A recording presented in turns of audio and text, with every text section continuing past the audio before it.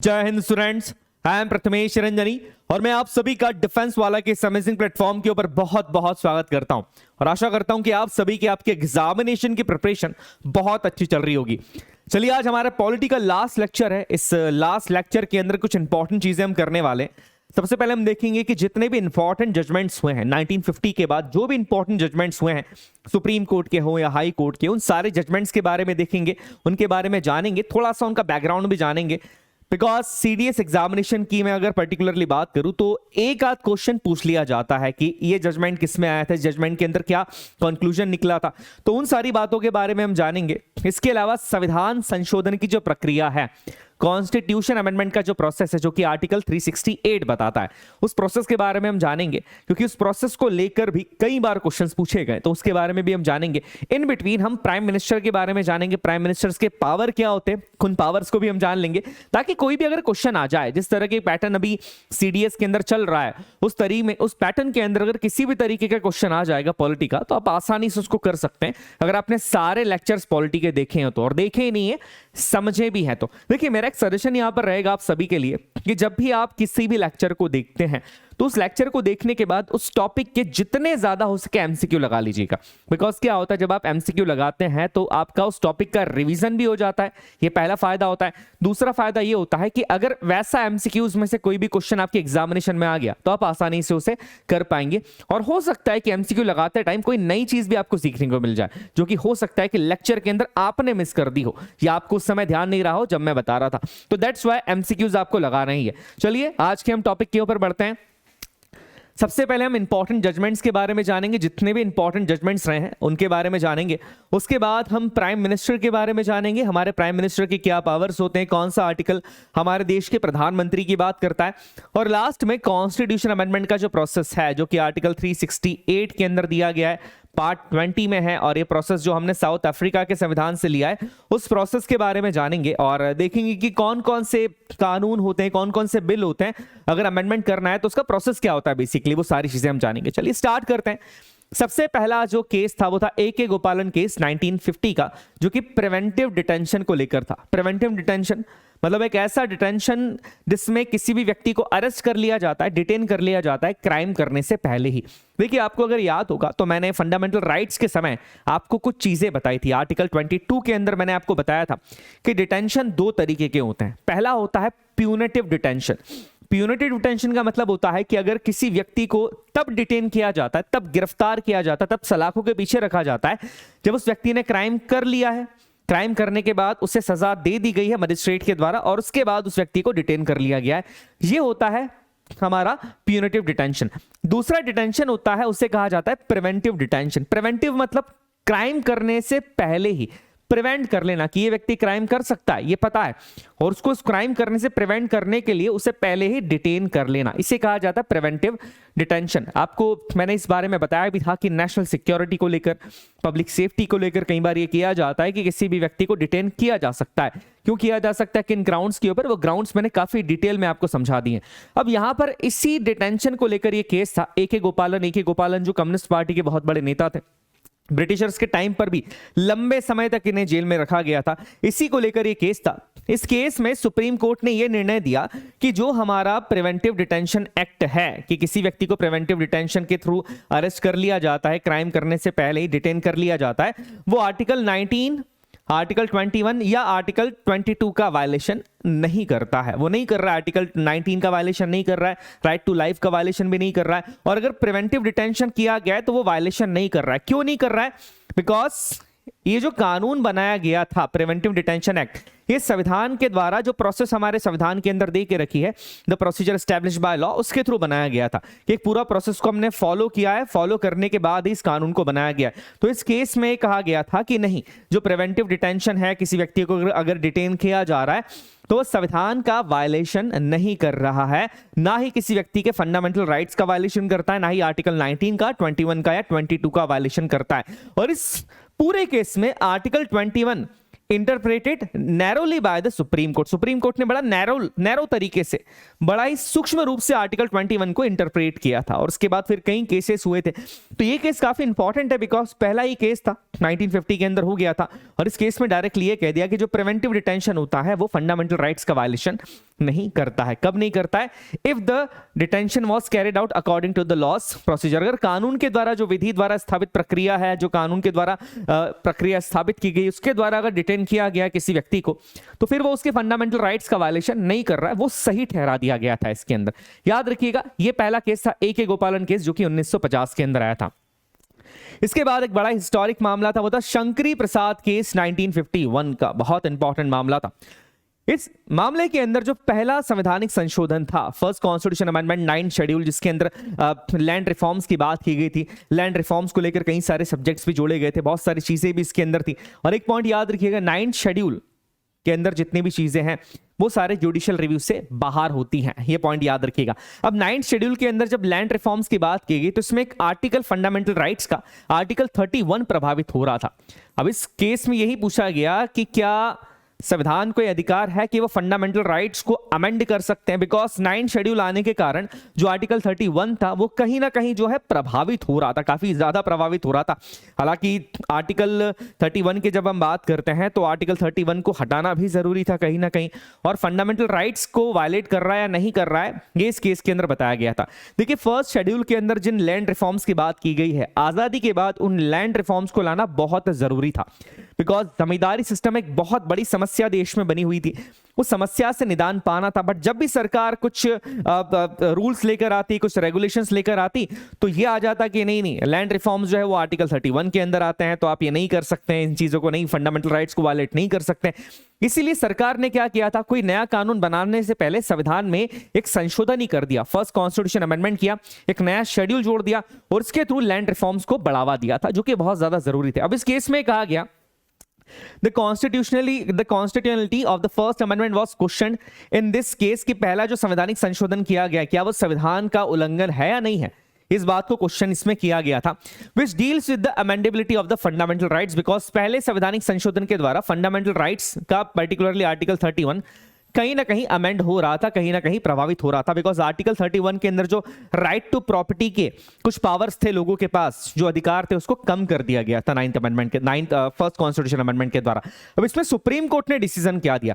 The supreme Court argued that the authority to amend the constitution granted to parliament under article 368। Supreme Court ने यह कहा कि देखो, हमारे संविधान का जो आर्टिकल 368 है, जो आज हम पढ़ेंगे, 368 ये अथॉरिटी देता है पार्लियामेंट को। क्या अथॉरिटी देता है?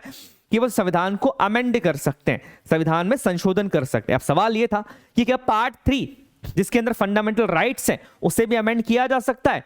तो यहां पर सुप्रीम कोर्ट ने कहा था, it also extend to the fundamental rights protected in part 3 of the constitution. हां, किया जा सकता है, मतलब पार्लियामेंट को यह अधिकार था कि हाँ, ये संविधान को पूरा तरीके से अमेंड कर सकते हैं, और इवन फंडामेंटल राइट्स को भी अमेंड कर सकते हैं, लोगों के मौलिक अधिकारों को कम भी कर सकते हैं और अमेंड भी कर सकते हैं। क्योंकि इस टाइम पर याद रखिए, वो basic structure, doctrine of basic structure, वो डिफाइन नहीं हुआ था। वो किसमें हुआ था? वो हुआ था केशवानंद भारती केस में। तो यहां पर क्या कह दिया था, ध्यान से सुनिएगा, शंकरी प्रसाद केस 1951 में पार्लियामेंट की, एक तरीके से ये कह सकते हैं कि पार्लियामेंट की सुप्रीमेसी यहां पर आ गई थी, और ये कहा था कि हां, पार्लियामेंट के पास ये अधिकार है। क्या अधिकार है? कि वो फंडामेंटल राइट्स को भी अमेंड कर सकते हैं। तो इस केस के अंदर ये डिसीजन आया था, और ये कहा था कि जो पहला संवैधानिक संशोधन है वो संविधान का वायलेशन नहीं कर रहा, आर्टिकल 13 का वायलेशन नहीं करता है। कि आर्टिकल 13 क्या कहता है? बेसिकली वो कहीं ना कहीं जुडिशियल रिव्यू की बात करता है। वो यही कहता है ना कि अगर संविधान के अनुसार ये, अगर कोई ऐसी चीज, हमारे पार्लियामेंट ने कोई ऐसा कानून बना दिया है जो कि संविधान का वायलेशन कर रहा है, जो कि बिल्कुल अलग चीज है, तो हमारे पास, हमारे पार्लियामेंट के पास ऐसी पावर है कि वो क्या, हमारी सुप्रीम कोर्ट के पास, बेसिकली नॉट द पार्लियामेंट के पास, सुप्रीम कोर्ट के पास ये पावर होता है कि वो उस कानून को नल एंड वॉइड डिक्लेयर कर सकते हैं। तो यहां पर ये कानून इस तरीके का था ही नहीं, ये चीज बता दी सुप्रीम कोर्ट ने, और ये भी बता दिया कि पार्लियामेंट के पास पावर है कि वो फंडामेंटल राइट्स को भी अमेंड कर सकते हैं। ओके, नेक्स्ट जो पॉइंट था वो था बेरूबारी यूनियन केस 1960 का। देखिए, सबसे पहले इसमें तो याद रखिएगा, बेरूबारी एक जगह है, ये कोई पर्सन नहीं है, ये जगह है। Basically this case challenge the parliament's authority to transfer the territory of Berubari to Pakistan. Pakistan को बेरूबारी की जो टेरिटरी दी जाने वाली थी, पाकिस्तान ने डिमांड की थी, बेरूबारी एक एरिया था जो भारत के अंदर था। अब ये इस टेरिटरी की डिमांड जो है वो पाकिस्तान ने करी थी, और क्या हमारी पार्लियामेंट ये कर सकती है कि भारत का कोई हिस्सा किसी दूसरी कंट्री को दे दे? इस चीज को लेकर ये केस था, और बेरूबारी के जो लोग थे उन्होंने खून से हस्ताक्षर करके लेटर भी लिखा था किसको, जवाहरलाल नेहरू जी को। काफी इंटरेस्टिंग सी ये केस था, काफी इंटरेस्टिंग सी हिस्ट्री है, किसी दिन हम इसके बारे में जानेंगे। तब यहां पर जो है ये केस था, और इसमें एक और चीज, सबसे पहले इसमें ये चीज कही गई थी कि हमारी जो प्रियम्बल है, preamble is not the part of Indian constitution, ये चीज इसमें कही गई थी। बेरूबारी केस में सबसे इंपॉर्टेंट डिसीजन यही आया था कि जो प्रियम्बल है वो संविधान का भाग नहीं है। इसके अलावा the supreme court looked into article 3 in depth and determined that the parliament could not pass laws to carry out the Nehru Noon agreement under this provision. और इसमें यह भी कह दिया था कि नहीं, पार्लियामेंट के पास ये अधिकार नहीं है कि वो कोई ऐसा कानून पास करे और टेरिटरी जो है वो दूसरी कंट्री को यहां पर हम दे दें। इसके बाद हालांकि एक नया संशोधन लाया गया, और उस संशोधन के बाद जो है चीजें चेंज हो गई। As a result the 9th amendment act was enacted to make the agreement of enforceable. उसके बाद नवा संवैधानिक संशोधन लाया गया ताकि ये टेरिटरी पाकिस्तान को दी जा सके, और इस संशोधन के बाद जो है ये रास्ता क्लियर हो गया था कि जो एग्रीमेंट था नेहरू और नून जी के बीच में, जो एग्रीमेंट था वो एग्रीमेंट यहां पर पूरा हो गया था। तो काफी इंपॉर्टेंट चीज है, याद रखिएगा, बहुत बार ये क्वेश्चन कई बार पूछा भी गया है। तो याद रखिएगा बेरूबारी यूनियन केस, और इसमें एक और चीज कही थी कि preamble is not the part of Indian constitution. इसके बाद एक बहुत इंपॉर्टेंट केस आता है गोलकनाथ केस 1967 का। गोलकनाथ केस बहुत इंपॉर्टेंट केस है। The question in the case where the amendment is a law and where fundamental rights can be amended or not। देखिए इस केस में बेसिकली ये कहा गया था कि क्या फंडामेंटल राइट्स को अमेंड किया जा सकता है, क्या फंडामेंटल राइट्स को पूरी तरीके से अमेंड किया जा सकता है। तो देखिए इस केस में बड़ा इंटरेस्टिंग केस था। इस केस में सुप्रीम कोर्ट ने अपने ही पुराने डिसीजन को चेंज कर दिया, और अपने ही पुराने डिसीजन को चेंज करके ये कहा कि नहीं, फंडामेंटल राइट्स को आप पूरी तरीके से अमेंड नहीं कर सकते। ऐसा नहीं किया जा सकता कि फंडामेंटल राइट्स को पूरी ही तरीके से अमेंड किया जाए, ये चीज नहीं की जा सकती है। और इसके बाद article 368 also states that while it establishing the framework of the amending the constitution it does not grant parliament the ability to do so. देखिए याद रखिएगा, इसमें बहुत इंपॉर्टेंट चीज, जो इंपॉर्टेंट चीज है मैं वही आपको बता रहा हूं। इस केस में यह कहा गया था कि डायरेक्टली जो है वो फंडामेंटल राइट्स को आप अमेंड नहीं कर सकते। पार्लियामेंट का जो पावर था फंडामेंटल राइट्स को किसी भी तरीके से अमेंड कर सकते हैं, उस पावर को यहां पर रिस्ट्रिक्ट कर दिया गया था। किसने किया था? सुप्रीम कोर्ट ने रिस्ट्रिक्ट कर दिया था। अब ये जो डिसीजन दिया था सुप्रीम कोर्ट ने कि पार्लियामेंट जो है वो फंडामेंटल राइट्स को अमेंड नहीं कर सकती है, उसके पावर को कहीं ना कहीं पार्लियामेंट के पावर को रिस्ट्रिक्ट कर दिया था। पुराने फैसले को सुप्रीम कोर्ट ने बदल दिया था। अब पार्लियामेंट का पावर कहीं ना कहीं इससे बहुत ज्यादा रिस्ट्रिक्ट हो गया था। अब इसी का एक परिणाम था, इसी को देखकर पार्लियामेंट ने क्या करा, अपनी सुप्रीमेसी सिद्ध करने के लिए कई सारे अमेंडमेंट किए। इसमें एक बहुत इंपॉर्टेंट अमेंडमेंट था जो डायरेक्टली इसी केस का एक परिणाम था। वो था amendment 24th constitution amendment act 1971। देखिए इस अमेंडमेंट के द्वारा क्या कर दिया गया कि आर्टिकल 368 पार्लियामेंट को पावर देता है कि वो संविधान में संशोधन कर सकते हैं, संविधान के अंदर संशोधन करते हैं। और इसमें यह कह दिया गया कि इस 368 के पावर के तहत फंडामेंटल राइट्स में भी अमेंडमेंट करने का अधिकार पार्लियामेंट के पास है। जबकि सुप्रीम कोर्ट ने क्या डिसीजन दिया था इस केस में कि नहीं कर सकते। बट इस डिसीजन का ही एक परिणाम था कि बहुत ही जल्दी आप देखिए 1971 के अंदर ही एक अमेंडमेंट कर दिया गया, और इस अमेंडमेंट के द्वारा यह कह दिया गया कि पार्लियामेंट जो है वो फंडामेंटल राइट्स के अंदर भी अमेंड कर सकती है, फंडामेंटल राइट्स को भी रिस्ट्रिक्ट कर सकती है। तो यह था गोलकनाथ केस। इसके बाद एक बड़ा important case Kesavananda Bharati case 1973। अब ये जो केस था ये बहुत हिस्टोरिकल केस था। हिस्टोरिकल केस क्यों था कि 24th कॉन्स्टिट्यूशन अमेंडमेंट एक्ट के द्वारा पार्लियामेंट ने अपनी सुप्रीमेसी सिद्ध कर दी थी कि नहीं हम सुप्रीम है। सुप्रीम कोर्ट ने भले ये डिसीजन दिया था कि आप फंडामेंटल राइट्स को वायलेट नहीं कर सकते, पर आप देखिए उसी के जस्ट कुछ ही समय बाद पार्लियामेंट ने क्या करा, एक अमेंडमेंट लेकर आ गए और ये कर दिया कि 368 के अंदर अमेंडमेंट का पावर जो है वो पार्लियामेंट के पास है, और फंडामेंटल राइट्स को भी अमेंड किया जा सकता है, वो उससे दूर नहीं है। अब यहां पर एक बड़ा इंपॉर्टेंट केस आता है, वो केस था केशवानंद भारती केस जो कि 1973 में जिसका फैसला आया था। इसमें सीधा सीधा यह चीज कह दी गई, दो चीजें थी। पहली चीज ये कही गई थी कि जो प्रेम्बल है, जो प्रस्तावना है, वो भारतीय संविधान का अभिन्न अंग है। ये बात तो आप सभी को पता होगी, प्रेम्बल के अंदर हमने पढ़ा भी था दूसरी चीज ये कही गई इसके अंदर कि जो हमारे संविधान के बेसिक स्ट्रक्चर है, डॉक्ट्राइन ऑफ बेसिक स्ट्रक्चर, उसको डिफाइन किया गया। मतलब ये बेसिक स्ट्रक्चर है, इसे किसी भी तरीके से चेंज नहीं किया जा सकता। जैसे इंडिविजुअल फ्रीडम की बात करें, सेकुलरिज्म की बात करें, इंटीग्रिटी की बात की जाए हमारी, तो ये सारी चीजें कुछ ऐसे बेसिक स्ट्रक्चर है जिसे चेंज नहीं किया जा सका। बहुत ज्यादा इंपॉर्टेंट केस था, याद रखिएगा, बड़ा इंपॉर्टेंट केस है। इसमें एक और बात कही थी, this is the basis in Indian law in which the judiciary can strike down any amendment passed by parliament that is in conflict with the basic structure of the constitution। ये बहुत historical case था जिसमें directly कह दिया गया था कि अगर किसी भी तरीके से पार्लियामेंट कोई भी ऐसा कानून पास करती है जो कि हमारे संविधान का वायलेशन कर रहा है किसी भी तरीके से, तो डायरेक्टली उसको हमारा जो जुडिशरी है वो किसी भी तरीके से स्ट्रक डाउन कर सकती है। मतलब जुडिशियल रिव्यू का जो पावर है उसके बारे में डिफाइन किया गया था कि पार्लियामेंट ने कोई ऐसी चीज, कोई ऐसा कानून बना दिया है जो बेसिक स्ट्रक्चर का वायलेशन कर रहे हैं, और बेसिक स्ट्रक्चर कहां डिफाइन किया गया, इसी केस में डिफाइन किया गया। तो हमारे पास यह कह सकते हैं कि हमारे जुडिशरी के पास ये पावर होता है कि वो उस चीज को नल एंड वॉइड डिक्लेयर कर सकती है। तो ये केस था केशवानंद भारती केस, बहुत ज्यादा हिस्टोरिकल केस, और वापस से जो पार्लियामेंट के पावर्स थे उसे रिस्ट्रिक्ट कर दिया गया था इस डिसीजन के द्वारा। चलिए आगे बात करते हैं। नेक्स्ट है हमारा मेनका गांधी केस 1978 का, आर्टिकल 21 से रिलेटेड है। ये केस में ये निर्णय दिया गया था, बेसिकली केस इस तरीके का था कि मेनका गांधी जी भारत से बाहर जाना चाहती थी, बट उन्हें भारत से बाहर जाने नहीं दिया जा रहा था। अब इस केस में क्या था, ध्यान से सुनिएगा। Main issue in this case was whether the right to go abroad is a part of the right to personal liberty और नॉट।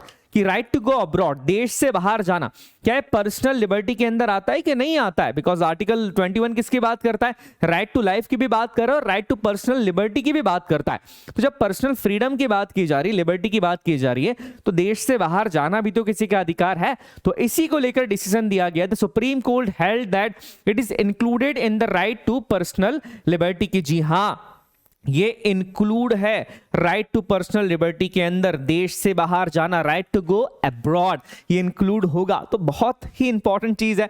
इसके बाद the supreme court also ruled that the mere existence of an enabling law was not enough to restrain personal liberty. Such a law must also be just, fair and reasonable। देखिए यहां पर कहीं ना कहीं due process of law की बात की गई थी। Due process of law basically ये कहता है कि ठीक है, आपने प्रोसीजर एस्टेब्लिश बाय लॉ के तहत, मतलब पार्लियामेंट के पूरे प्रोसेस के तहत आपने कोई कानून बना दिया है, पर वो कानून जो है वह जस्ट एंड फेयर भी तो होना चाहिए। ऐसा कानून नहीं होना चाहिए कि आपने कोई भी कानून बना दिया जो फंडामेंटल राइट्स का वायलेशन कर रहा है, बेसिक स्ट्रक्चर का वायलेशन कर रहा है, बट जस्ट आपने प्रोसीजर एस्टेब्लिश बाय लॉ को फॉलो किया है, मतलब एक पूरी प्रोसेस को फॉलो किया है, तो उस कानून को आप देश पे लागू कर दोगे। तो इस चीज को यहां पर सुप्रीम कोर्ट ने डायरेक्टली बता दिया कि ये चीज नहीं चलेगी। जो कानून आपने बनाया है वो जस्ट एंड फेयर होना चाहिए, अदरवाइज सुप्रीम कोर्ट उस कानून को क्या कर देगा, नल एंड वॉइड डिक्लेयर कर देगा। मतलब कहीं ना कहीं ड्यू प्रोसेस ऑफ लॉ जो कि यूएसए का कॉन्सेप्ट है उसको यहां पर सपोर्ट किया गया था। तो काफी इंटरेस्टिंग सा केस था, और याद रखिएगा इस केस का जो ईयर है वो 1978। इसके बाद अगेन एक हिस्टोरिकल केस आता है, वो केस था मिनर्वा मिल्स 1980 का। इस केस में भी सुप्रीम कोर्ट ने अपनी सुप्रीमेसी को बताया। बेसिकली इस केस में भी उन्होंने अगेन ये चीज बता दी कि पार्लियामेंट के पास से पावर है कि वो संविधान के अंदर अमेंडमेंट कर सकते हैं। आर्टिकल 368 ये उन्हें पावर देता है, पर 24th कॉन्स्टिट्यूशन अमेंडमेंट एक्ट के थ्रू जो चीज उन्होंने कर दी थी कि वो हर चीज को अमेंड कर सकते हैं। आर्टिकल 368 के थ्रू अगर कोई अमेंडमेंट किया है तो आर्टिकल 13 उस पर लागू नहीं होगा। मतलब आर्टिकल 368 के थ्रू अगर कोई भी अमेंडमेंट कर दिया गया है पार्लियामेंट ने, तो आर्टिकल 13 के अंदर जो जुडिशियल रिव्यू की बात कही गई है वो उस पर लागू नहीं होगी। तो ऐसी कोई चीज नहीं होगी। इसी को चीज सुप्रीम कोर्ट ने पलटा था और ये कहा था कि नहीं, आप बेसिक स्ट्रक्चर का वायलेशन नहीं कर सकते, आप सारी चीजों को अमेंड कर सकते हैं, पर संविधान का जो बेसिक स्ट्रक्चर है आप उसे अमेंड नहीं कर सकते। इसी चीज को वापस एक बार दोहराया कि 42nd कॉन्स्टिट्यूशन अमेंडमेंट 1976 के थ्रू यहां पर कहीं ना कहीं दो चीजें ऐसी कही गई थी जिसके द्वारा संविधान के बेसिक फीचर का वायलेशन किया जा रहा था,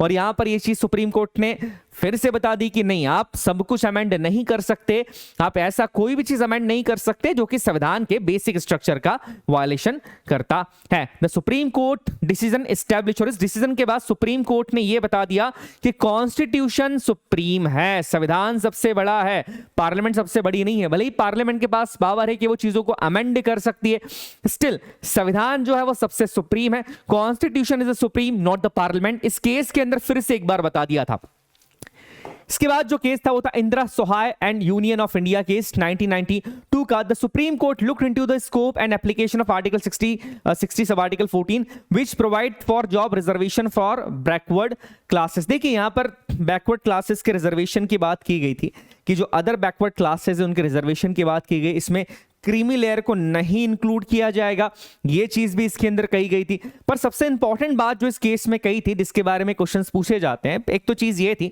कि जो 27% ओबीसी का रिजर्वेशन वो इतना हो सकता है मैक्सिमम। दूसरी जो बड़ी बात थी वो ये थी कि किसी भी कीमत पर जो टोटल रिजर्वेशन है किसी भी राज्य के अंदर वो 50% से ज्यादा नहीं हो सकता है।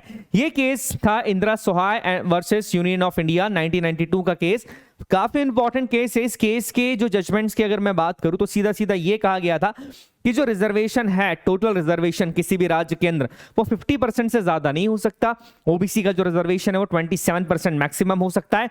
साथ ही साथ क्रीमी लेयर भी इसमें हटा दिया गया था कि जो रिजर्वेशन है वो क्रीमी लेयर के लिए नहीं होगा, वो सिर्फ उन लोगों के लिए होगा जो कि रियलिटी के अंदर बैकवर्ड के अंदर आते हैं, जो कि अदर बैकवर्ड क्लासेस है जिसमें क्रीमी लेयर इंक्लूड नहीं होगी। तो ये केस था 1992 का, है ना। क्लासेस के अंदर हम और इसको डिटेल में डिस्कस करेंगे, पर अभी आपके एग्जामिनेशन पॉइंट ऑफ व्यू से आप इस डिसीजन को याद रखिएगा।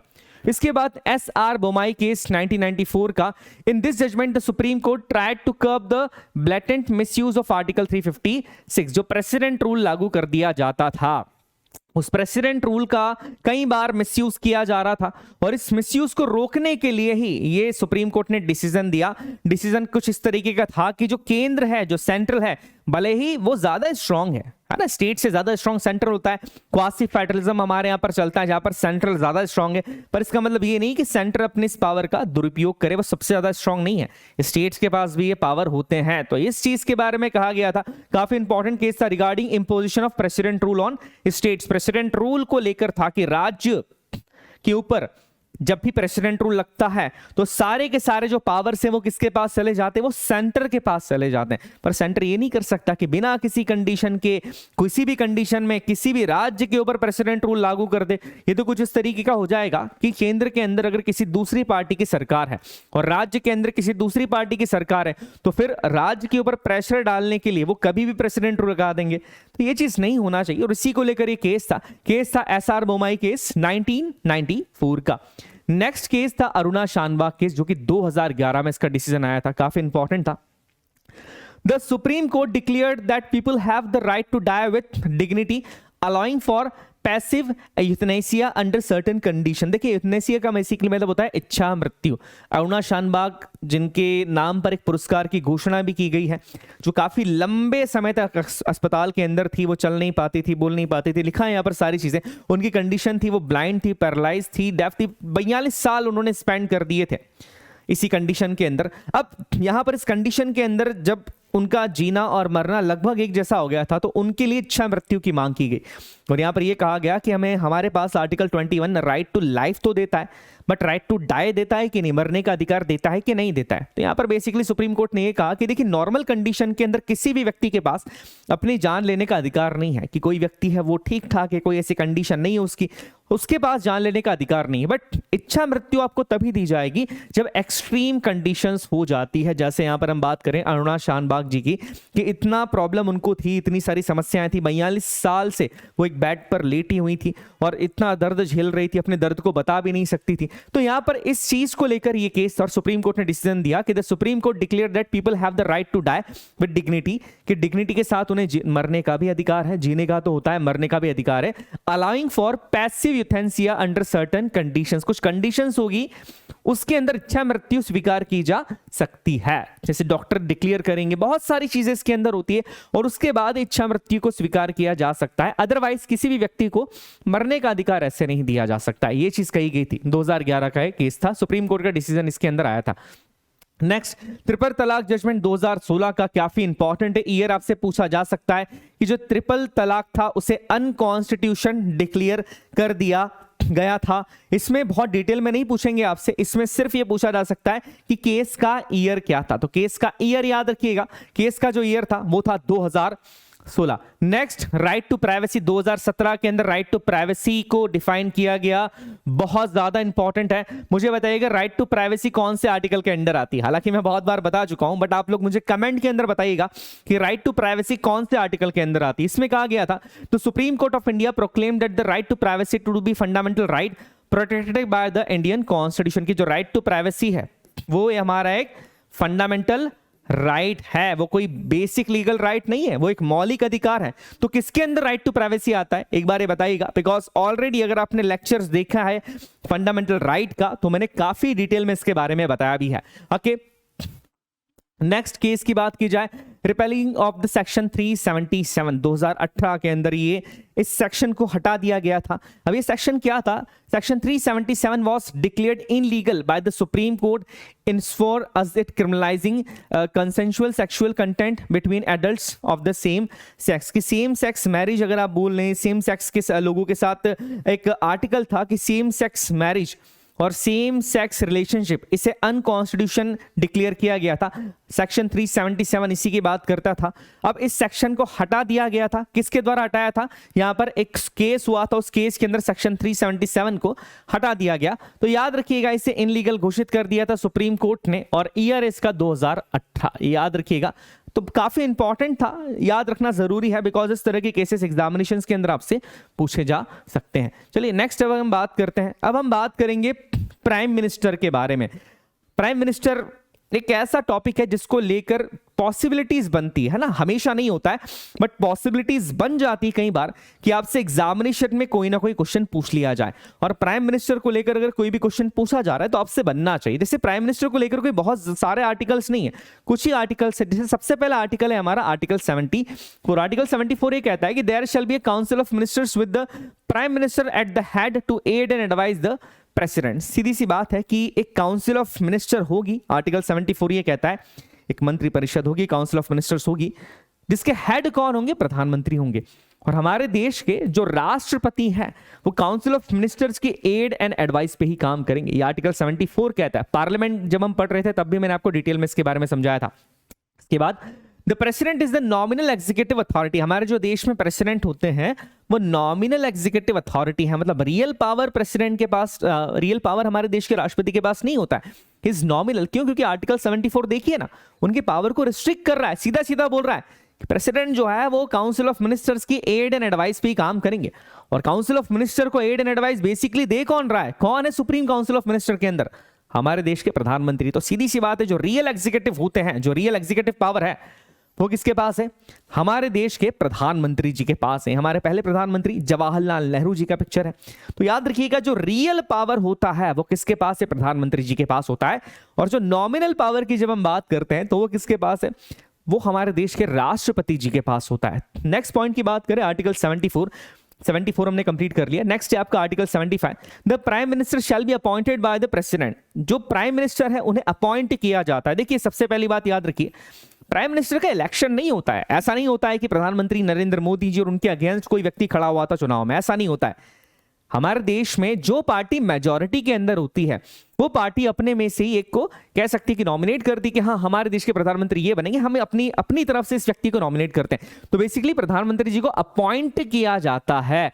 मेजरली नॉर्मली होता ही है कि जो सबसे बड़ी पॉलिटिकल पार्टी होती है जिसके पास मेजॉरिटी होती है, उस पॉलिटिकल पार्टी के जो लीडर होते हैं वही देश के प्रधानमंत्री बनते हैं। और ये जरूरी भी नहीं है कि प्रधानमंत्री सिर्फ लोकसभा के हों। याद रखिएगा प्रधानमंत्री जो हैं वो राज्यसभा से भी हो सकते हैं। जैसे हमारी इंदिरा गांधी जी है ना, याद रखिएगा इंदिरा गांधी जी राज्यसभा की मेंबर थी और वो देश की प्रधानमंत्री बनी थी। तो ये जरूरी नहीं है। कई बार बच्चे क्वेश्चन भी पूछते हैं कि सर जो काउंसिल ऑफ मिनिस्टर्स होती हैं उसके अंदर क्या सिर्फ लोकसभा के मेंबर्स होते हैं, तो ऐसा भी नहीं है। काउंसिल ऑफ मिनिस्टर में लोकसभा और राज्यसभा दोनों के मेंबर्स हो सकते हैं। बट एक पॉइंट याद रखिएगा कि काउंसिल ऑफ मिनिस्टर का जो स्ट्रेंथ है वो 15% से ज्यादा नहीं हो सकता है टोटल मेंबर्स ऑफ लोकसभा के। ये पढ़ा है हमने, डिटेल के अंदर पढ़ा है। तो ये पॉइंट याद रखिएगा जिसमें ये कहता है कि हमारे जो देश के प्रधानमंत्री जी हैं उन्हें देश के राष्ट्रपति जी अपॉइंट करते हैं, और जो दूसरे मिनिस्टर्स हैं, जो अदर मिनिस्टर्स हैं, उनको भी राष्ट्रपति जी अपॉइंट करते हैं, but on the aid and advice of the prime minister. मतलब प्रधानमंत्री जी ने बोल दिया कि ये हमारे देश के डिफेंस मिनिस्टर होंगे, ये हमारे देश के फाइनेंस मिनिस्टर होंगे, ये हमारे देश के लॉ मिनिस्टर होंगे, तो मना नहीं किया जा सकता राष्ट्रपति जी द्वारा। द्वारा राष्ट्रपति जी को उनको अपॉइंट करना ही पड़ेगा इस पोस्ट पर, इसी की बात यहां पर की गई है। नेक्स्ट आगे हम बात करें तो powers of the prime minister की बात की जा रही है। देखिए इससे पहले एक आर्टिकल याद रखिएगा, ये आर्टिकल कई बार एग्जामिनेशन के अंदर पूछा गया है। ये आर्टिकल है आर्टिकल 78। आर्टिकल 78 बताता है duty of the prime minister. Okay, तो ये याद रखिएगा, पूछा जा चुका है कि duty of the prime minister कौन सा आर्टिकल इसकी बात करता है। तो ये जो आर्टिकल है वो है हमारा आर्टिकल 78। आर्टिकल 78 बात करता है duties of the prime minister की। अब सबसे पहले हम प्राइम मिनिस्टर के, हमारे देश के जो प्रधानमंत्री जी हैं उनके पावर्स को देख लेते हैं। पहला पावर होता है ही or she allocate the reshuffle various portfolios among the ministers. अभी हमने कुछ समय पहले देखा था कि प्रधानमंत्री नरेंद्र मोदी जी ने जो कैबिनेट मिनिस्ट्री थी, जो कैबिनेट मिनिस्टर्स थे, जो पूरी कैबिनेट थी उसमें रीशफल किया था, कई मिनिस्टर्स को चेंज किया था, नए मिनिस्टर्स लाए गए थे। तो ये पावर देश के प्रधानमंत्री के पास होता है, अपनी मर्जी के हिसाब से जिस भी व्यक्ति को वो चाहे कैबिनेट के अंदर मिनिस्टर बना सकते हैं, उन्हें परमिशन नहीं लेनी पड़ती, और ये आई थिंक सबसे बड़ा पावर है। Next, he or she can ask a minister to resign or advise the president to dismiss him in case of difference of opinion। मतलब काउंसिल ऑफ मिनिस्टर के अंदर अगर किसी मिनिस्टर का ओपिनियन अलग है पूरी काउंसिल से, तो वो उन्हें रिजाइन देने के लिए कह सकते हैं या हटा सकते हैं, या सीधा सीधा वो प्रेसिडेंट से कह सकते हैं कि इन्हें काउंसिल ऑफ मिनिस्टर से हटाइए। ये काफी इंपॉर्टेंट चीज, और इसमें प्रेसिडेंट मना भी नहीं कर सकते हैं, क्योंकि अगर अपॉइंट करने का, किसी को लेने का पावर है प्रधानमंत्री जी के पास, तो उसे हटाने का पावर भी प्रधानमंत्री जी के पास होता है। Next, he or she can bring about the collapse of the council of ministers by resigning from office. अगर उन्होंने रिजाइन दे दिया तो पूरी काउंसिल ऑफ मिनिस्टर जो है वो कोलैप्स हो जाती है। मुझे एक पॉइंट बताइएगा कि जो काउंसिल ऑफ मिनिस्टर्स होती है वो किसके लिए रिस्पॉन्सिबल होती है? लोकसभा के लिए, राज्यसभा के लिए, पूरे पार्लियामेंट के लिए? ये क्वेश्चन कई बार पूछा गया है और मैंने आपको बताया भी है। Next point, he can recommend the dissolution of the लोक सभा to the president at any time। किसी भी टाइम पर लोकसभा को डिसॉल्व करने के लिए रिकमेंड वो कर सकते हैं, किसी भी टाइम वो बोल सकते हैं कि हमारे पास अब मेजॉरिटी नहीं है। हालांकि ये केसेस काफी कम होते हैं, बट रिकमेंड कर सकते हैं किसी भी टाइम पर लोकसभा को डिसॉल्व करने के लिए। और ये पावर किसके पास होता है? प्रेसिडेंट के पास होता है लोकसभा को डिसॉल्व करने का पावर, बट कैसा है? नॉमिनल है, ये मैं आपको बता चुका हूं। Next, he announces government policies on the floor of the house. House के फ्लोर से, फिर वो हाउस चाहे लोकसभा और राज्यसभा हो, गवर्नमेंट की पॉलिसीज को वो पर्टिकुलरली अनाउंस करते हैं। और हमारे देश के प्रधानमंत्री जी चेयरमैन होते हैं नीति आयोग के। याद रखिएगा, नीति आयोग के चेयरमैन होते हैं। मुझे बताइएगा और किस डिपार्टमेंट के हेड होते हैं हमारे देश के प्रधानमंत्री जी? सिर्फ नीति आयोग के नहीं होते, नीति आयोग के अलावा भी और कौन कौन से डिपार्टमेंट के हेड होते हैं ये भी बताइएगा। अब देखिए यहां पर ये जो चीजें आ रही है प्राइम मिनिस्टर जी की, सारी हमने पावर्स देख लिए, बट याद रखिएगा हमारे संविधान के अंदर जो हमारा शेड्यूल 7 है, याद रखिएगा बहुत इंपॉर्टेंट है, इसलिए मैं वापस लेकर आया हूं। शेड्यूल 7 यहां पर सेंट्रल और स्टेट के डिस्ट्रीब्यूशन ऑफ पावर की बात करता है कि कितने पावर सेंट्रल के पास है, स्टेट के पास क्या पावर है, डिस्ट्रीब्यूशन ऑफ पावर की बात करता है। इस शेड्यूल में 3 लिस्ट दे के रखी है। पहली है यूनियन लिस्ट, जिसमें कानून बनाने का अधिकार सिर्फ और सिर्फ केंद्र सरकार को है। ओरिजिनली इसमें 97 सब्जेक्ट्स थे, आज इसमें 100 सब्जेक्ट्स हैं।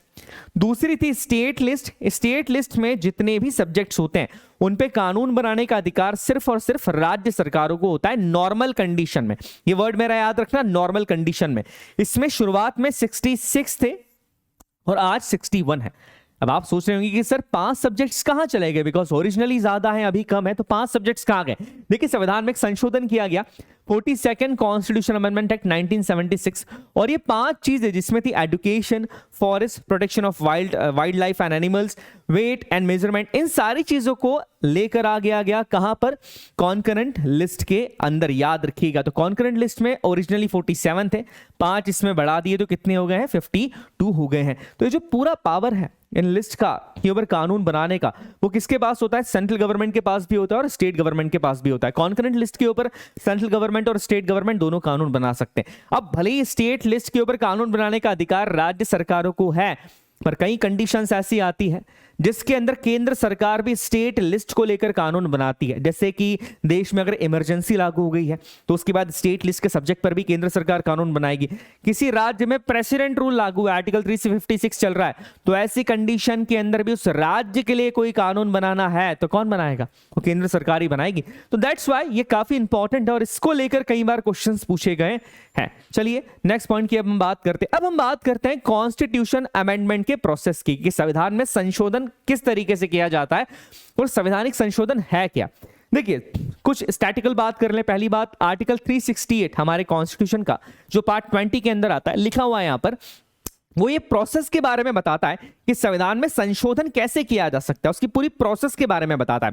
और एक चीज हमने कहां से ली है, ये जो कॉन्स्टिट्यूशन अमेंडमेंट का प्रोसेस है वो हमने साउथ अफ्रीका के संविधान से लिया है। देखिए यहां पर पूछा भी है मैंने कि process of constitution amendment taken from, कहां से हमने लिया, हमने साउथ अफ्रीका के संविधान से लिया है। अब यहां पर एक क्वेश्चन आता है कि who has the power to amend the constitution, कि संविधान को अमेंड कौन कर सकता है। मतलब क्या राज्य सरकारें संविधान को अमेंड कर सकती हैं या सिर्फ केंद्र सरकार कर सकती है? मतलब क्या सिर्फ यूनियन लेजिस्लेचर कर सकता है या स्टेट लेजिस्लेचर भी कर सकता है? तो देखो ये ऐसा बिल्कुल भी नहीं है। संविधान को अमेंड करना है तो संविधान को अमेंड करने का जो पावर है वो यूनियन लेजिस्लेचर के पास है, याद रखिएगा। राज्य सरकारों के पास पावर नहीं होता है। हाँ, रेक्टिफिकेशन के लिए जाता है, जिसके बारे में अभी हम आगे बात करेंगे। पर जो मेजर पावर है संविधान को अमेंड करने का वो किसके पास है? वो केंद्र सरकार के पास है। अब सवाल आता है कि क्या कुछ भी अमेंड कर सकते हैं? नहीं कर सकते। अभी हमने इतने सारे केसेस देखे, कुछ भी अमेंड नहीं कर सकते। जो बेसिक स्ट्रक्चर है उसे अमेंड नहीं किया जा सकता। जैसे सेकुलरिज्म की बात की जाए, सोशलिस्टिक की बात की जाए, इंटीग्रिटी की बात की जाए, ये आप नहीं कर सकते। आप इंडिविजुअल राइट्स को भी वायलेट नहीं कर सकते हैं। तो सब कुछ अमेंड नहीं किया जा सकता है। हाँ, कुछ चीजें अमेंड की जा सकती है। दैट्स वाई कहा जाता है कि हमारा जो संविधान है it's partially rigid, partially flexible. ना तो ये बहुत रिजिड है ना ही कठोर है, इट्स पार्शली रिजिड, कि थोड़ा सा आंशिक रूप से जो है ये कठोर है और आंशिक रूप से क्या है, फ्लेक्सिबल है। इसकी यहां पर बात की गई है, पार्शली रिजिड, पार्शली फ्लेक्सिबल, इस चीज की बात की गई है यहां पर, है ना। काफी इंपॉर्टेंट चीज है, याद रखिएगा। और एक्जैक्टली क्वेश्चन पूछा जा सकता है ये वाला, तो याद रखिएगा पार्शली रिजिड, पार्शली फ्लेक्सिबल, ये पॉइंट याद रखिएगा, बहुत इंपॉर्टेंट है। ओके, पूछा जाता है। नेक्स्ट, अब कॉन्स्टिट्यूशन अमेंडमेंट का प्रोसेस क्या है? देखिए सबसे पहली बात, क्या अमेंडमेंट के लिए संविधान में अगर संशोधन करना है तो इसका जो विधेयक है, इसका जो बिल है, क्या वो केवल लोकसभा में प्रेजेंट किया जा सकता है या राज्यसभा के अंदर भी कर सकते हैं? तो यह सिंपल सी बात है, याद रखिएगा। कॉन्स्टिट्यूशन अमेंडमेंट का जो बिल है वो किसी भी हाउस में प्रेजेंट किया जा सकता है। मतलब आप चाहें तो लोकसभा में भी प्रेजेंट कर सकते हैं और राज्यसभा में भी प्रेजेंट कर सकते हैं। जैसे मनी बिल की हम बात करें, मनी बिल को सबसे पहले लोकसभा में प्रेजेंट करना पड़ेगा, ऑर्डिनरी बिल किसी में भी प्रेजेंट किया जा सकता है। वैसे संवैधानिक संशोधन का जो विधेयक है, कॉन्स्टिट्यूशन अमेंडमेंट बिल जो है, वो आप कहीं भी प्रेजेंट कर सकते हैं। आप चाहे तो लोकसभा में प्रेजेंट कर दीजिए, चाहे तो आप राज्यसभा में प्रेजेंट कर दीजिए, कोई भी इशू नहीं है। उसके बाद it can be introduce either by minister or any member of the parliament. मतलब जरूरी नहीं है कि जो काउंसिल ऑफ मिनिस्टर्स के अंदर सदस्य हैं, जो मिनिस्टर है वही उसको प्रेजेंट करेगा, ये जरूरी नहीं है, कोई भी कर सकता है। अगर कोई दूसरा मेंबर ऑफ पार्लियामेंट है, कोई भी एमपी है, अपोजिशन का मेंबर ही क्यों ना, वो प्रेजेंट कर सकते हैं, कोई समस्या नहीं है। हालांकि अगर वो प्रेजेंट भी करेंगे तो पास होना बहुत मुश्किल हो जाता है, पॉसिबल नहीं होता है। तो याद रखिएगा सबसे पहली बात, can be introduce either by minister or any member of the parliament. इसके बाद prior permission of president is not required. जैसे मनी बिल के लिए प्रेसिडेंट की प्रायर परमिशन रिक्वायर्ड होती थी, इस बिल के लिए प्रेसिडेंट की या किसी की भी प्रायर परमिशन रिक्वायर्ड नहीं है। जब आप पेश करना चाहते हैं, जब इसे प्रेजेंट करना चाहते हैं, प्रेजेंट कर सकते हैं, कोई प्रायर परमिशन लेने की जरूरत इसमें नहीं होती है। इसके बाद हम बात करें स्पेशल मेजॉरिटीज नीडेड, इसके लिए स्पेशल मेजॉरिटी की जरूरत पड़ती है। काफी इंपॉर्टेंट पॉइंट है, special majority 2/3 members present in voting plus total membership of the house, जिसके बारे में आगे हम जानेंगे। तो स्पेशल मेजॉरिटी की जरूरत पड़ती है। इसके बाद no process of joint sitting, article 108 के तहत जो ज्वाइंट सिटिंग का प्रोसेस दिया गया है कि किसी मुद्दे पर अगर सहमति नहीं बनती है दोनों हाउसेस की, तो ज्वाइंट सिटिंग करके मिलजुल कर उसका हल निकाला जाए। तो इसके लिए ऐसा कुछ भी नहीं है, ज्वाइंट सिटिंग का प्रावधान यहां पर नहीं होता है कॉन्स्टिट्यूशन अमेंडमेंट बिल के लिए। और याद रखिएगा बहुत इंपॉर्टेंट पॉइंट है जो इसके बारे में अभी हमने डिस्कस भी किया है केसेस के अंदर, 24th कॉन्स्टिट्यूशन अमेंडमेंट एक्ट 1971, यहां पर यह चीज कही गई है कि president must give his assent to bill, he can't withhold or reject the bill. President को अपनी सहमति देनी ही पड़ती है। संवैधानिक संशोधन का अगर कोई भी विधेयक है, ऐसा कोई बिल जो कि कॉन्स्टिट्यूशन अमेंडमेंट की बात करता है, वो लोकसभा से पास हो गया, राज्यसभा से पास हो गया, प्रेसिडेंट के पास आया, तो प्रेसिडेंट को अपनी सहमति यहां पर देनी ही पड़ती है। He can not withhold or reject the bill, वो नहीं कर सकते इस चीज को। तो काफी इंपॉर्टेंट चीज है, याद रखिएगा। चलिए अब आगे बात करते हैं कि किस तरीके से अमेंडमेंट किया जाता है, अमेंडमेंट का प्रोसेस यहां पर क्या होता है। अब आगे हम बात करें तो आर्टिकल 368 जो कॉन्स्टिट्यूशन अमेंडमेंट के प्रोसेस की बात करता है, इसके अकॉर्डिंग दो तरीके से संविधान को अमेंड किया जा सकता है। सबसे पहला होता है स्पेशल मेजॉरिटी ऑफ पार्लियामेंट। मतलब क्या होता है, लोकसभा प्लस राज्यसभा से स्पेशल मेजोरिटी से अगर कोई बिल पास होगा, स्पेशल मेजोरिटी मतलब 2/3 members of present and voting, उनका वोट होना चाहिए। और इसके अलावा यहाँ पर टोटल मेंबर्स का हाफ अगर वो लोग कर देते हैं तो इस तरीके से स्पेशल मेजोरिटी से किसी भी बिल को पास किया जा सकता है संविधान संशोधन के। दूसरा होता है, इसमें होता है स्पेशल मेजोरिटी ऑफ पार्लियामेंट, ये तो होगा ही सही, प्लस जो हाफ स्टेट्स होते हैं उनका रेक्टिफिकेशन भी लिया जाता है कि आधे स्टेट से भी वो जो हाफ नंबर ऑफ स्टेट्स हैं हमारे देश में जितने भी राज्य हैं उसमें से आधे राज्य भी अगर उसे सिंपल मेजोरिटी से पास करते हैं तो उस बिल को पास हुआ मान लिया जाता है। अब कौन से बिल के साथ ऐसा किया जाता है वो हम आगे देखेंगे। तो दो तरीके से ये दो प्रोसेस की बात की गई है, पर इसके अलावा भी संविधान में अमेंडमेंट किए जा सकते हैं, बिल्स को अमेंड किया जा सकता है, संविधान के अमेंडमेंट किए जा सकते हैं, कुछ चीजों को जोड़ा जा सकता है। हालांकि उसके लिए स्पेसिफिकली ये आर्टिकल 368 के अंदर जो दो प्रोसेस दिए गए उनका यूज करने की जरूरत नहीं है। देखिए इसके अलावा जो तरीके होते हैं पहले हम वो बात कर लेते हैं। सबसे पहला होता है सिंपल मेजोरिटी के साथ। सिंपल मेजोरिटी क्या होता है? Half of the members present and voting, उनका 50% प्लस 1। जैसे कि एग्जांपल की हम बात करें कि मान लीजिए टोटल मेंबर्स लोकसभा में 100 है, जिस दिन वोटिंग हो रही थी 80 मेंबर्स ही आए, अब 80 में से हाफ प्लस 1, याद रखिएगा 50% प्लस 1 होता है, 50% अकेला नहीं होगा, 50% plus 1 more than half members होता है। मतलब 41 ने बिल पे ये कह दिया कि हाँ इस बिल को पास हो जाना चाहिए, 39 ने ये कहा कि बिल पास नहीं होगा तो भी ये पास हो जाएगा। तो याद रखिएगा ये पहला प्रोसेस होता है जिसे कहा जाता है simple majority. Simple majority total members present and voting, कितने मेंबर्स उससे फर्क नहीं पड़ रहा है, total number of members present and voting उनका 50% प्लस 1, याद रखिएगा कभी भी 50% नहीं होता है। तो अब ये किस किस चीजों में यूज किया जाता है? देखिए bye simple majority it means simple majority of the members present and voting more than 50%। Again मैं समझा देता हूं बिकॉज ये जरूरी है, एग्जाम में पूछा जाता है कि मान लीजिए लोकसभा में 100 मेंबर्स हैं, जब बिल को लोकसभा में लाया गया इस पे वोटिंग होनी थी तो 80 लोग ही आए हैं, 80 लोग प्रेजेंट है, ये वोट कर रहे हैं, 80 में से 42 ने इस बिल के ऊपर सिग्नेचर कर दिया है, मतलब बेसिकली इसे पास कर दिया, अपनी सहमति दी है, और 38 ने इस पे सहमति नहीं दी है। तो ये होता है हमारा सिंपल मेजोरिटी। टोटल मेंबर से कोई मतलब नहीं है, जितने मेंबर्स आए हैं उसमें से जो प्रेजेंट और वोट कर रहे हैं उसका 50% प्लस 1। अगर ये चीज हो जाती है तो भी वो बिल पास हो जाएगा। अब देखिए इसके थ्रू संविधान में किस किस चीज को अमेंड किया जा सकता है, काफी इंपॉर्टेंट चीज है और कई बार पूछा जाता है। जैसे एग्जांपल की हम बात करते हैं, सिंपल मेजोरिटी से सबसे पहले बिल मान लीजिए सबसे पहले लोकसभा के अंदर जाएगा, उसके बाद जाएगा राज्यसभा में, राज्यसभा से भी वो बिल पास हो जाएगा, और उसके बाद जाता है हमारे प्रेसिडेंट के पास, प्रेसिडेंट उस पर सिग्नेचर कर लेंगे और वो बिल पास हो जाएगा। याद रखिएगा मोर देन 50% प्लस 1, याद रखिएगा ओके। और कितना है? Total members present plus voting, जितने मेंबर्स प्रेजेंट है वोट कर रहे हैं उनका 50% प्लस 1, ये होता है सिंपल मेजोरिटी। अब कौन कौन से बिल इससे पास होते हैं? तो सबसे important formation of new state, changes in the names and boundaries of the state. अगर किसी नए स्टेट का फॉर्मेशन करना है तो भी याद रखिएगा, किसी नए स्टेट का फॉर्मेशन करना है या स्टेट की बाउंड्रीज को चेंज करना है उसके लिए भी सिंपल मेजोरिटी की जरूरत ही पड़ती है, कोई स्पेशल मेजोरिटी नहीं करनी पड़ेगी, सिंपल मेजोरिटी की जरूरत ही पड़ती है।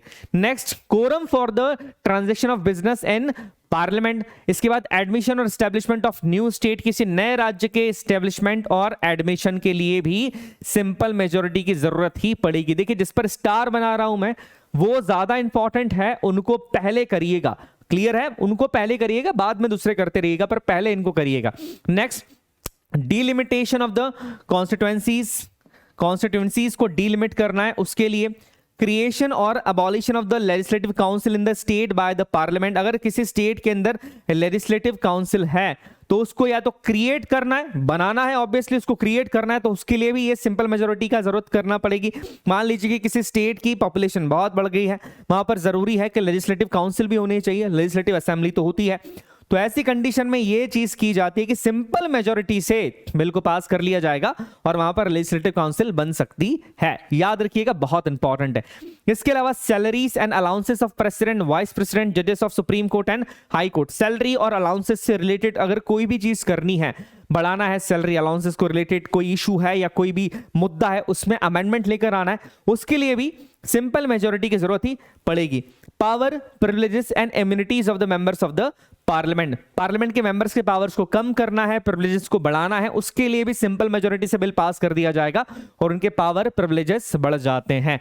इसके बाद acquisition and termination of citizenship, ये बहुत इंपॉर्टेंट है, इसे याद रखिएगा कि अगर सिटीजनशिप से रिलेटेड भी कोई चीज लेकर आनी है, कोई नया अमेंडमेंट करना है, तो उसके लिए भी सिंपल मेजॉरिटी की ही जरूरत पड़ती है।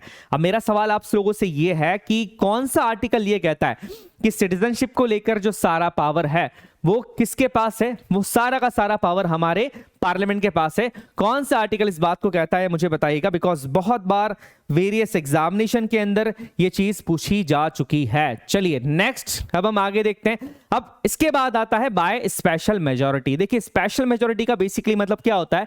स्पेशल मेजॉरिटी का मतलब होता है total membership of the house, जितने भी मेंबर्स हैं उनका total membership of the house, कि मान लीजिए हाउस में टोटल मेंबर है 500, तो याद रखिएगा प्रेजेंट इन वोटिंग की बात नहीं कर रहे हैं, total membership of the house and 2/3 members of the house present and voting. और उसके बाद 2/3 members of the house present and voting है, वो भी काउंट किए जाते हैं कि 500 मेंबर्स का जो हाफ है वो तो रेक्टिफाई करना ही चाहिए। प्लस जिस दिन ये बिल प्रेजेंट किया गया है उस दिन जितने भी लोग आए थे उसमें से 2/3 मेंबर्स को इस पर सहमति देनी होगी। तो ये होता है हमारा स्पेशल मेजॉरिटी। ये बिल मान लीजिए पहले लोकसभा के अंदर जाएगा, उसके बाद राज्यसभा में जाएगा, दोनों जगह से इसी तरीके से पास होना चाहिए। Total membership of the house, जितने भी मेंबर्स है उसका हाफ वो भी इसको पास करें, साथ ही साथ उस दिन जितने मेंबर्स प्रेजेंट और वोट कर रहे हैं उसका भी 2/3 पास करना चाहिए इस बिल को। काफी इंपॉर्टेंट होता है, थोड़ा सा मुश्किल भी होता है, आपको एग्जाम्पल के थ्रू मैंने समझाया भी था। उसके बाद बिल जाता है हमारे राष्ट्रपति जी के पास, राष्ट्रपति जी इस पे सिग्नेचर कर देंगे और जैसे ही सिग्नेचर करेंगे बिल पास हो जाता है। अब इसमें कौन कौन से सब्जेक्ट्स आते हैं? अगर फंडामेंटल राइट्स को अमेंड करना है, तो कोई नया राइट जोड़ना है तो स्पेशल मेजॉरिटी की जरूरत पड़ती है। बहुत इंपॉर्टेंट है, याद रखिए अगर फंडामेंटल राइट्स के अंदर कुछ भी अमेंडमेंट करना है, तो डीपीएसपी के अंदर अगर कोई भी अमेंडमेंट करना है तो उसके लिए भी स्पेशल मेजॉरिटी की ही जरूरत पड़ती है। बहुत इंपॉर्टेंट है, ये पूछा भी गया है कि डीपीएसपी के अंदर भी अगर कोई अमेंडमेंट करना है तो उसके लिए भी स्पेशल मेजॉरिटी की जरूरत पड़ती है। इसके अलावा all parts of the constitution which the exception of the special provisions mentioned in the article 368 can be amended by this method। देखिए इसके अलावा भी जो दूसरे पार्ट हैं, हालांकि एक्सेप्शंस में दे के रखा है जिसमें आर्टिकल 368 की जरूरत नहीं पड़ रही है, उसको भी अमेंड किया जा सकता है। तो ये पॉइंट याद रखिएगा। इसके बाद तीसरा आता है special majority and consent of the state. देखिए इस बिल के अंदर क्या होता है, सबसे पहले इस तरह के बिल को दोनों ही हाउस से, मतलब लोकसभा राज्यसभा दोनों ही हाउस से स्पेशल मेजॉरिटी से पास होना पड़ता है। स्पेशल मेजॉरिटी कौन सी? वही total membership of the house की जितने भी टोटल मेंबर है उसका हाफ, प्लस इसमें 2/3 मेंबर्स प्रेजेंट एंड वोटिंग के, उस दिन जितने लोग आए थे उनका 2/3 प्रेजेंट एंड वोटिंग भी इसको पास कर दे, तो ये चीज भी इसके अंदर देखी जाती है। प्लस जितने भी हमारे देश में राज्य हैं, जितने भी स्टेट्स हैं, उन सारे स्टेट्स की असेंबलीज में, याद रखना स्टेट असेंबलीज के अंदर बिल भेजा जाएगा ऑब्वियसली, क्योंकि सारे राज्यों के अंदर तो काउंसिल है नहीं, असेंबलीज है, तो वहां पर ये बिल भेजा जाएगा। और स्टेट के द्वारा भी अगर half of the states, Bharat के आधे राज्य इसे सिंपल मेजॉरिटी से पास कर देते हैं। सिंपल मतलब क्या होता है? Total members present and voting more than 50%, मतलब 50% plus 1 of total members present and voting. अगर आधे राज्य भी इसे इस मेजॉरिटी से पास कर देते हैं, आधे राज्य भी, याद रखिएगा आधे भी पास कर देते हैं, तो ये बिल पास हो जाता है और प्रेसिडेंट के पास सिग्नेचर के लिए चला जाएगा। अब मान लीजिए आधे राज्यों ने इस पे एक्शन ही नहीं लिया, तो कोई इशू नहीं है, आधे राज्यों ने पास कर दिया ना, बस ये बिल पास हो जाएगा। मान लिया जाएगा कि स्टेट्स ने अपना कंसर्न दे दिया है, तो सारे स्टेट्स का इस पे वोटिंग करना भी जरूरी नहीं होता है। अगर आधे राज्यों ने कोई एक्शन नहीं भी लिया है और आधे राज्यों ने ले लिया है तो भी इसे पास हुआ माना जाता है। अब ये किस तरीके के बिल्स किया, किस तरीके के सब्जेक्ट्स में इसे यूज किया जाता है, जैसे pertaining to election to the office of president, article 54 and 55, extend to executive power of the union and the state, executive power को बढ़ाना हो तो 7th शेड्यूल में कोई चेंज करना हो तो, बिकॉज 7th शेड्यूल में किसकी बात की जा रही है? सेंटर और स्टेट के रिलेशनशिप की बात की जा रही है, पावर के डिस्ट्रीब्यूशन की बात की जा रही है, उसके लिए आता है। Provision pertaining to the supreme court of India, supreme court of India का अगर कोई भी प्रोविजन है उसके लिए इसकी बात की जाती है। Next, provision pertaining to the high court of India, high court से रिलेटेड कोई मुद्दा है उसके अंदर अगर कुछ अमेंडमेंट करना है, कोई चीजें लेकर आनी है, नई चीज ऐड करनी है, तो उसके लिए इस चीज की या इस तरह की मेजोरिटी की जरूरत पड़ती है। इसके बाद representation of states in the parliament, states के रिप्रेजेंटेशन में अगर पार्लियामेंट के अंदर जो स्टेट का रिप्रेजेंटेशन है, जैसे लोकसभा के अंदर किस राज्य की कितनी सीट्स हैं, राज्यसभा में किस राज्य की कितनी सीट्स हैं, उन सीट्स को बढ़ाना है, कम करना है, जो भी कुछ करना है उसके लिए इस अमेंडमेंट की जरूरत पड़ेगी। Provision dealing with the amendment of the constitution, अगर आर्टिकल 368 खुद में कोई अमेंडमेंट करना है कि आर्टिकल 368 के प्रोसेस में कुछ चेंज लाना है, तो उसके लिए भी इस तरह के अमेंडमेंट की जरूरत पड़ती है, जो कि काफी मुश्किल है। आप खुद देखिए काफी मुश्किल होता है इस तरीके से अमेंड करना। तो ये पूरा एक अमेंडमेंट का प्रोसेस। इसके बाद पार्लियामेंट की कुछ इंपॉर्टेंट कमिटीज के बारे में हम बात कर लेते हैं। देखिए हर साल इन 3 कमिटीज में से एक कमिटी को लेकर कोई ना कोई क्वेश्चन जरूर पूछा जाता है। इनमें सबसे पहली कमिटी है पब्लिक अकाउंट्स कमिटी। पर सवाल ये आता है कि इन कमिटीज का मेजरली काम क्या होता है। देखिए एक चीज याद रखिएगा, इन कमिटीज का जो मेजर काम होता है वो यही होता है कि पार्लियामेंट के अंदर जो भी वर्किंग चल रही है, अलग अलग चीजों को लेकर अलग अलग कमिटीज बनाई जाती है, उनकी वर्किंग में हेल्प करना, इसके लिए इन कमिटीज का गठन किया जाता है। अब यहां पर जो सबसे पहली कमिटी है वो है हमारी पब्लिक अकाउंट्स कमिटी। ये वही कमिटी है, इस कमिटी को सीएजी का, controller of auditor and general of India को इस कमिटी का फ्रेंड फिलोसोफर भी कहा जाता है। इस कमिटी में टोटल मेंबर्स होते हैं 22। याद रखिएगा टोटल नंबर ऑफ मेंबर्स ही पूछे जाते हैं।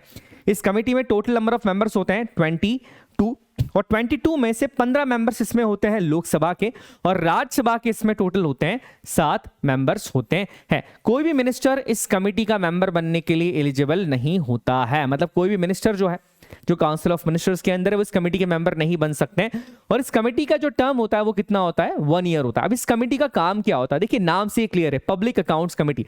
पब्लिक का जो अकाउंट्स है, पब्लिक के जो पैसे हैं, मैंने पब्लिक अकाउंट ऑफ इंडिया के बारे में आपको बताया भी था, उसकी देखरेख करना, उस पर नजर बनाए रखना, किस तरीके से उसको खर्चा किया जा रहा है, क्या सारी चीजें हो रही हैं, इस पर नजर बना के रखती है ये कमेटी, जिसका नाम है पब्लिक अकाउंट्स कमेटी। दूसरी कमेटी यहां पर जो है वो है एस्टिमेट कमेटी।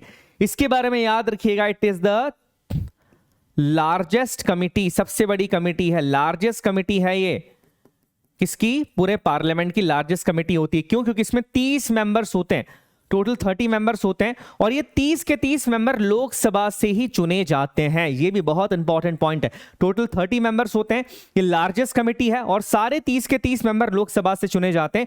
इस कमिटी का भी जो टर्म होता है वो 1 साल का ही रहता है और कोई भी मिनिस्टर एलिजिबल नहीं होता है इस कमेटी का मेंबर बनने के। एस्टिमेट, नाम से क्लियर हो रहा है, ये कमेटी क्या करती है, एस्टिमेट लगाती है खर्चों का, कि साल भर में डिफेंस पर कितना खर्चा होने वाला है, इकोनॉमी पे कितना खर्चा होने वाला है, इस सेक्टर में कितना खर्चा होने वाला है, एक एस्टिमेट बना के रखती है ये कमेटी। तो काफी इंपॉर्टेंट कमेटी है, बिकॉज इस कमेटी की रिपोर्ट्स बजट में काफी इंपॉर्टेंट होती है। बजट जो है कहीं ना कहीं इस कमेटी की रिपोर्ट्स के आधार पर ही बनता है। तो इस कमेटी का नाम है एस्टिमेट कमेटी, याद रखिएगा। नेक्स्ट है committee on public undertakings. Public undertakings आप सभी जानते हैं, पीएसयू के नाम से हम इसे जानते हैं, पब्लिक सेक्टर अंडरटेकिंग, जिसमें सरकार की भागीदारी होती है, उनकी देखरेख के लिए बेसिकली कमेटी बनाई जाती है। अब इस कमेटी के अंदर क्या है, this committee consist of 15 members elected by the Lok Sabha. इसमें 15 मेंबर्स होते हैं लोकसभा के और राज्यसभा के होते हैं 7 मेंबर्स। मतलब टोटल कितने मेंबर्स हो गए, इस कमेटी में भी टोटल 22 मेंबर्स होते हैं और इस कमेटी में भी कोई भी मिनिस्टर एलिजिबल नहीं होता है इसका मेंबर बनने के लिए, याद रखिएगा। The term of the committee is 1 year. इस कमेटी का जो टोटल टर्म होता है वो क्या होता है, वो भी 1 साल ही होता है। काफी इंपॉर्टेंट है। अब देखिए एक इंटरेस्टिंग सी चीज है, उसे याद रखिएगा। अगर हमारे डिप्टी स्पीकर अगर हमारे इनमें से किसी भी कमेटी के मेंबर होते हैं, किसी भी कमेटी के मेंबर होते हैं अगर हमारे डिप्टी स्पीकर इसमें से, तो वो ऑटोमेटिकली इस कमेटी के चेयरमैन बन जाते हैं। एक प्रिविलेज होता है डिप्टी स्पीकर के पास, ध्यान से सुनिएगा। अगर डिप्टी स्पीकर किसी भी कमेटी के मेंबर होते हैं तो ऑटोमेटिकली वो उस कमेटी के चेयरमैन बन जाते हैं। एक प्रिविलेज होता है किसके पास, डिप्टी स्पीकर के पास। अब एक और पॉइंट है इसमें, goods and service tax council, इसको लेकर भी हर बार एग्जामिनेशंस के अंदर क्वेश्चन पूछे गए हैं और पूछे जाते रहे हैं। अब जीएसटी क्या होता है, हम सभी जानते हैं कि 101st कॉन्स्टिट्यूशन अमेंडमेंट एक्ट, 101वां संवैधानिक संशोधन जो कि 2016 में आया था, उसके द्वारा जीएसटी को देश भर में लागू कर दिया गया था। कब से लागू किया गया था, 1 जुलाई से। 1 जुलाई याद रखिएगा, 1 जुलाई 2017 से 2017 से जीएसटी को देश भर में लागू कर दिया था। अब जीएसटी का जो कॉन्सेप्ट है कि जब हम बात करते हैं वन नेशन वन टैक्स की, कि पूरे देश में एक ही टैक्स होना चाहिए, ये कॉन्सेप्ट काफी लंबे समय से चला आ रहा था, काफी लंबे समय से चर्चा में था। हालांकि इसके ऊपर सहमति काफी बाद में बनी, बट काफी लंबे समय से कॉन्सेप्ट जो है वो चर्चा में था। अब बेसिकली आया था, अब इस कॉन्सेप्ट को लेकर हमारे देश में 101st कॉन्स्टिट्यूशन अमेंडमेंट एक्ट आया। उसके बाद देश भर में जीएसटी को लागू भी कर दिया गया। बट जीएसटी को लेकर, जीएसटी के जो हम कह सकते हैं कि जो परसेंटेज होता है जीएसटी का, जीएसटी के जितने भी क्लॉजेस होते हैं जीएसटी को लेकर, केंद्र सरकार और राज्य सरकार की जो भी समस्या होती है, जो डिस्ट्रीब्यूशन होता है, उसको लेकर एक काउंसिल गठित की गई है। ये काउंसिल का क्या नाम है, बहुत इंपॉर्टेंट है, याद रखिएगा। इस काउंसिल का नाम है goods and service tax council. The government of India established the Goods and Service Tax Council to modify, regulate and reconcile India's goods and service tax। जी अगर जीएसटी को मॉडिफाई करना है, रेगुलेट करना है, कोई नई चीज लेकर आनी है, तो ऑब्वियसली केंद्र सरकार अकेले नहीं कर सकती, बिकॉज जीएसटी के अंदर राज्य सरकारों की भी भागीदारी होती है। आपको पता होगा सीजीएसटी होता है, सेंट्रल जीएसटी अलग होता है, एसजीएसटी अलग होता है, स्टेट जीएसटी अलग होता है। हम इकोनॉमिक्स में आगे उसके बारे में बात करेंगे, पर अभी इसको लेकर एक काउंसिल को गठित किया गया है और इस काउंसिल को कहा जाता है goods and service tax council. याद रखिएगा, हमारे भारतीय संविधान का आर्टिकल 279A बहुत इंपॉर्टेंट है, बहुत ज्यादा इंपॉर्टेंट है। हमारे संविधान का आर्टिकल 279A जीएसटी काउंसिल के एस्टेब्लिशमेंट की बात करता है। ओके, बहुत बार ये पूछा गया है, बहुत बार एग्जाम में पूछा गया है, तो आर्टिकल याद रखिएगा, आर्टिकल 279A। इसके बाद हमने इस अमेंडमेंट के बारे में बात कर ली है। 122वां बिल प्रेजेंट किया गया था, ये बिल भी, और इस बिल के द्वारा एक नए टैक्स की राह आसान हो गई थी और उस टैक्स का नाम था गुड्स एंड सर्विस टैक्स। अब इस काउंसिल के बारे में बात कर लिया जाए तो देखिए काउंसिल बेसिकली क्या करती है। अब जैसे डीएसटी के स्लैब्स हैं, उन स्लैब्स के अंदर कोई चेंज लेकर आना है, या जो डिस्ट्रीब्यूशन को लेकर स्टेट्स और राज्यों के पास जो टैक्स का डिस्ट्रीब्यूशन हो रहा है उसको लेकर कोई इशू है, कोई नई चीज लेकर आनी है, तो उसके लिए काउंसिल काम करती है और समय समय पर इसकी बैठक होती है। इस काउंसिल के जो चेयरमैन होते हैं, याद रखिएगा एग्जैक्टली यही क्वेश्चन पूछा गया है, इस काउंसिल के जो चेयरमैन होते हैं वो होते हैं हमारे फाइनेंस मिनिस्टर। मतलब अभी कौन है, अभी निर्मला सीतारमण जी हैं, तो वो जीएसटी काउंसिल की चेयरमैन होती है। इसके अलावा the respective states will nominate the state finance minister or any other minister as a member of the council. इस काउंसिल के अंदर सारे राज्यों के मेंबर्स भी होते हैं। अब जनरली तो यही होता है कि हर राज्य के जो फाइनेंस मिनिस्टर है, हर स्टेट के जो फाइनेंस मिनिस्टर है वो इसके मेंबर होते हैं। बट अगर वो नहीं है तो इनके अलावा वो जिसको भी नॉमिनेट कर दे, जिस भी मिनिस्टर को नॉमिनेट कर दे, वो भी इसके मेंबर होते हैं। इसके बाद the union ministers of state in charge of revenue or finance will also be a member of the this council. कि जो यूनियन मिनिस्टर्स होते हैं स्टेट्स इन चार्ज रेवेन्यू के और फाइनेंस के, वो भी इसके मेंबर होते हैं। तो याद रखिएगा ये वाला पॉइंट काफी इंपॉर्टेंट है, बिकॉज इसको लेकर आपसे क्वेश्चंस पूछे जा सकते हैं। तो कंपोजिशन ऑफ जीएसटी काउंसिल, ये भी कई बार एग्जामिनेशंस के अंदर पूछा गया है और आपको याद रखना है, ठीक है, गड़बड़ नहीं कर रही है।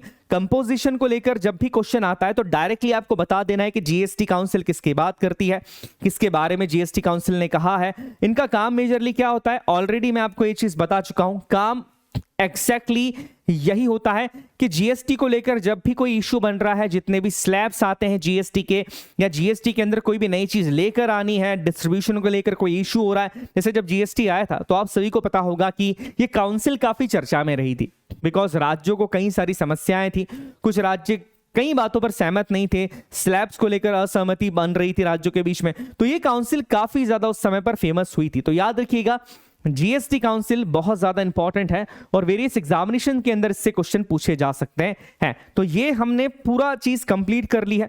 पॉलिटी का जो पार्ट है हमारा लगभग कंप्लीट हो गया है एंड आई वांट कि पॉलिटी को आप सही तरीके से करें, जितना हो सके उसे रिवाइज कीजिएगा और रिवाइज करने के बाद भी याद रखिएगा एमसीक्यू जरूर लगाने। चलिए आज क्या क्या हमने पढ़ा, एक बार इसका पूरा रिवीजन कर लेते हैं ताकि आपको एक क्लियरिटी हो जाए कि आपने आज क्या क्या पढ़ा है। हमने कुछ इंपॉर्टेंट केसेस के बारे में जाना, जिसमें सबसे पहला था हमारा ए.के. गोपालन केस। जो पहला केस था वो था ए.के. गोपालन केस, जो कि 1950 में आया था। इस केस में प्रिवेंटिव डिटेंशन एक्ट को वैलिड कहा गया था कि हाँ, प्रिवेंटिव डिटेंशन अगर किसी को किया जा रहा है तो वो आर्टिकल 1921 या आर्टिकल 22 का वायलेशन बिल्कुल भी नहीं करता है। इसके बाद शंकरी प्रसाद केस काफी इंपॉर्टेंट था। पहले संवैधानिक संशोधन के द्वारा आर्टिकल 31 जो राइट टू प्रॉपर्टी की बात करता है, उसमें कई सारे रिस्ट्रिक्शंस लग गए थे, तो उसके बाद ये केस आया था और इसमें सुप्रीम कोर्ट ने कहा कि अधिकार है पार्लियामेंट के पास कि वो फंडामेंटल राइट्स के अंदर भी अमेंडमेंट कर सकते हैं, बिकॉज आर्टिकल 31 उस समय पर एक फंडामेंटल राइट था, अभी नहीं है, अभी एक लीगल राइट है। इसके बाद इंपॉर्टेंट मुद्दा आया Berubari union case. Berubari union case काफी ज्यादा इंपॉर्टेंट था। इसमें पहली चीज तो ये कही गई कि संविधान के अंदर जो हमारी प्रियम्बल है वो भारतीय संविधान का हिस्सा नहीं है। इसके अलावा यहाँ पर बेरुबारी केस के अंदर हमने ये देखा कि जो एक एग्रीमेंट था जवाहरलाल नेहरू और नून जी के बीच में, उस एग्रीमेंट को लगभग रोक दिया गया था। उसके बाद पार्लियामेंट को एक अमेंडमेंट लाना पड़ा था, 9 कॉन्स्टिट्यूशन अमेंडमेंट एक्ट, और उसके द्वारा इस एग्रीमेंट को आगे इन्फोर्स किया गया था। इसके बाद गोलकनाथ केस काफी इंपॉर्टेंट था। गोलकनाथ केस के अंदर बहुत सारी चीजें बताई गई थी और इस केस के बाद जो एक बहुत बड़ा डिसीजन आया था वो 24th कॉन्स्टिट्यूशन अमेंडमेंट एक्ट 1971 के थ्रू आया था कि पार्लियामेंट के पास पावर है कि वो चीजों को अमेंड कर सकती है, फंडामेंटल राइट्स को भी अमेंड कर सकती है, और आर्टिकल 368 के थ्रू जो भी अमेंडमेंट किए जा रहे हैं वो जुडिशियल रिव्यू के अंडर नहीं आएंगे। इसकी भी बात यहां पर कहीं ना कहीं की गई थी।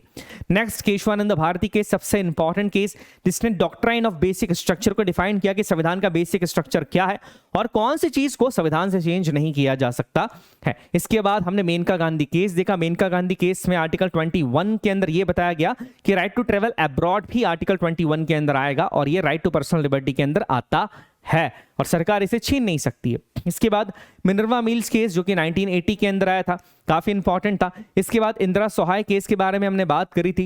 इंदिरा सहाय केस जिसमें 50% रिजर्वेशन को एक्सटेंड नहीं किया जा सकता, वो चीज कही गई थी। उसके बाद SR बोमई केस 1994 का था जिसमें पार्लियामेंट के पावर को कहीं ना कहीं रिस्ट्रिक्ट किया गया था।